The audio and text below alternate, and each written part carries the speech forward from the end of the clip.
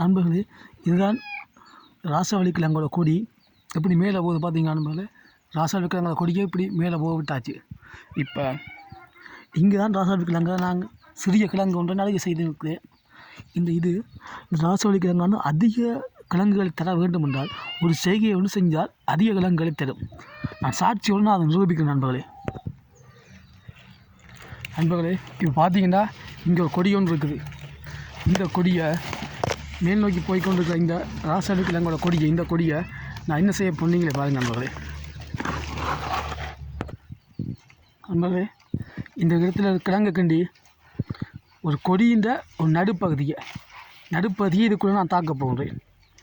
இந்த கொடியின் ஒரு நடுப்பகுதியை இதுக்குள்ளே தாக்க போகிறேன். இங்கே பார்த்தீங்கன்னா இந்த தண்டை மண்ணுக்கு தாக்க போகிறேன் நண்பர்கள். இப்போ இந்த நடுப்பகுதியை நான் தாட்டிட்டேன். இப்போ இந்த கொடி அங்கேருந்து வருது பார்த்தீங்கன்னா, அங்கேருந்து வருது கொடி. இந்த கொடி வந்து இதில் ஒரு பகுதி போகுது. இதெல்லாம் மண்ணுக்கு தாட்டிட்டேன். அப்புறம் மிச்ச பகுதி அப்படியே போகுது. இனிமேல் இந்த இடத்துல தண்ணி ஊற்றிக்கின்னு வருவேன். இதை நான் தண்ணீர் இந்த பகுதியில் இந்த நடிப்பகுதியில் தண்ணி ஊற்றிக்கின்னு வரும்போது இந்த இடத்துல ஒரு கிழங்கு உருவாகும்.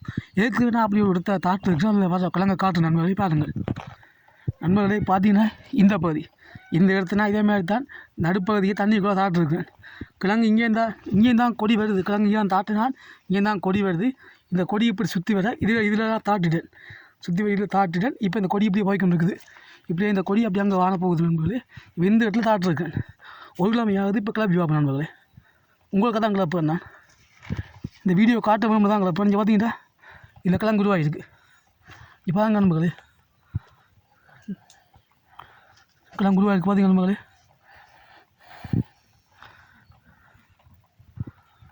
இங்கே கிழங்கில் உருவாகிருக்கு. பூர்ணமாக கிளப்பி காட்டுறேன். இங்கே